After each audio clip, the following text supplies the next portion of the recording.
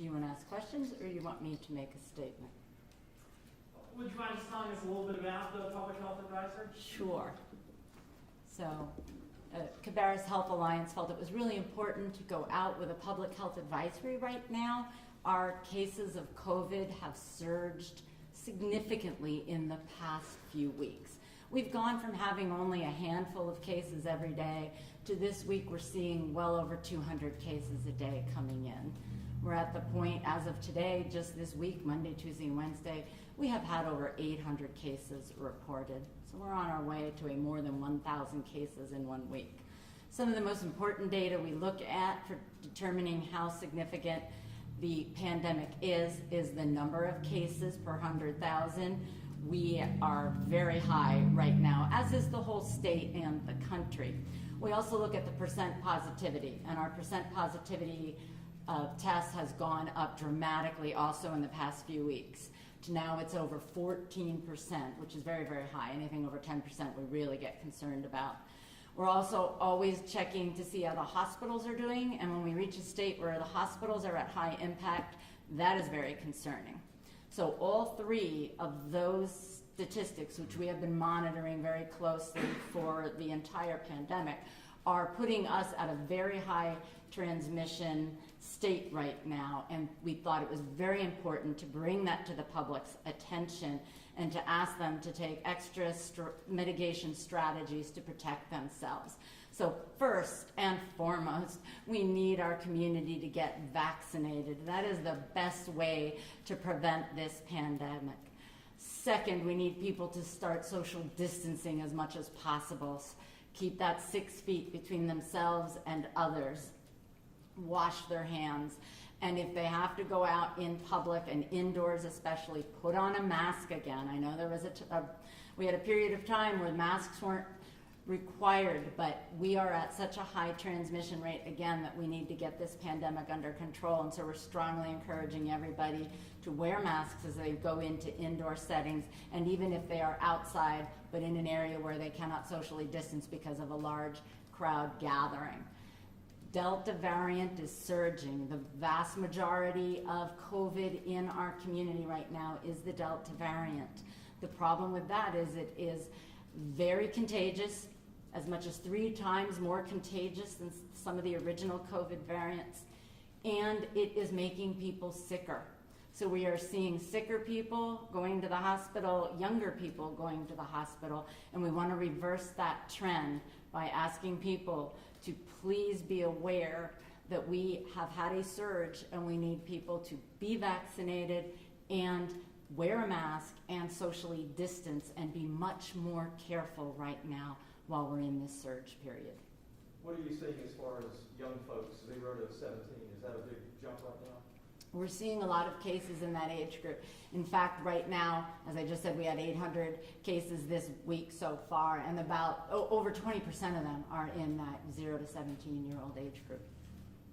What are the hospitals locally telling you? So the hospitals are really seeing a dramatic increase. They have had an 800% increase in the number of COVID admissions just in the past month or two. 30% of their admissions right now are for COVID. That is putting a huge strain on hospitals when 1/3 of all of the people you're admitting to a hospital have the same condition. You know, that really starts to put strains on hospitals. So they are seeing younger populations, sicker populations, and they're also noting that in our ICUs, those who are getting most sick, being put in the ICU, needing to be put on ventilators, they are unvaccinated, largely, overwhelmingly. About 94, 95% of people needing that critical care are unvaccinated, which just emphasizes again why it's so important that everybody get vaccinated. CHA saw a lull in vaccines about the May to August time period. Have you seen an uptick in numbers since then? We are seeing an uptick, a little bit of an increase. We were reaching a point where we were only getting, a dozen or so coming to our clinics. Those are picking back up to where we're getting sometimes as high as 100. folks or so coming. So we are reassured by folks recognizing that they need to go in and get their vaccines, but we need more folks to come in. Right now, we are just over 50% of the eligible population being vaccinated, meaning those 12 and older. So that means we're still about half our county needs to get vaccinated. And by everyone getting vaccinated, that's what's going to allow us to contain this, to create what's called herd immunity, so that those who are immunocompromised or who can't get vaccinated, our 0 to 12 population, can be protected. So we really have to think about our whole community. We have to protect the vulnerable, the immunocompromised, who even if they get the vaccine, they're not going to mount an antibody response, and our young children who can't get vaccinated. And if everyone else does get vaccinated, we can protect them from getting ill and possibly dying. Can you kind of clarify the terminology? So this is an advisory. We've seen other counties who have instituted different mechanisms to make it policy. Can you just clarify the difference between an advisory and a policy? Is it an ask and a plea, or is it you saying, no, you'll be penalized? This is an ask and a plea. We are asking people to voluntarily think about vaccination and put a mask back on. We wanted to raise awareness for individuals that, we'd had that lull. We had a reprieve this summer. We really looked like we were getting on the other side of this pandemic, getting things under control. Some people may think that's still where we are. We're trying to get the word out. No, this has surged again. We are back almost to the level, not quite, but we're headed in that direction to the levels at the highest point last January, February, following the holidays and before vaccines were really taking effect. That kind of level. So we need everyone to be aware of that and ask you to all voluntarily take the steps that will help us get this back under control.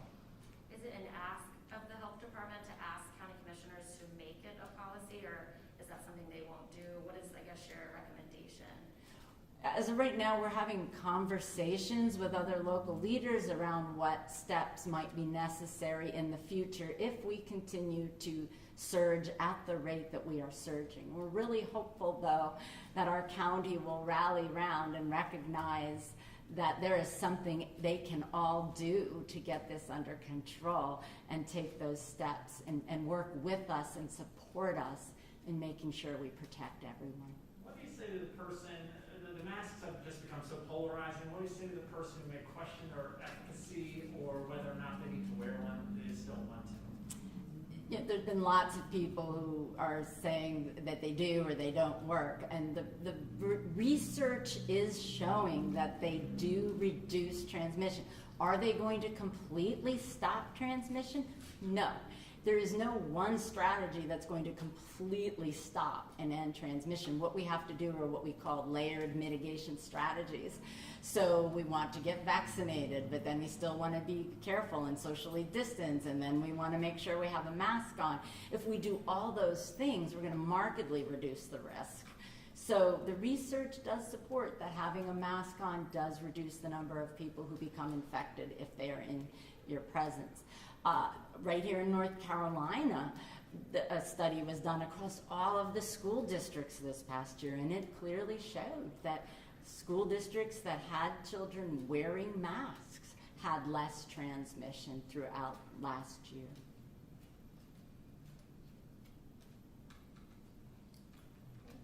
Good. I think that's all. Thank you for taking the time to do this. Thanks for coming, guys. We appreciate it. I know that Yeah. you guys are tired of talking about COVID. We're tired of talking about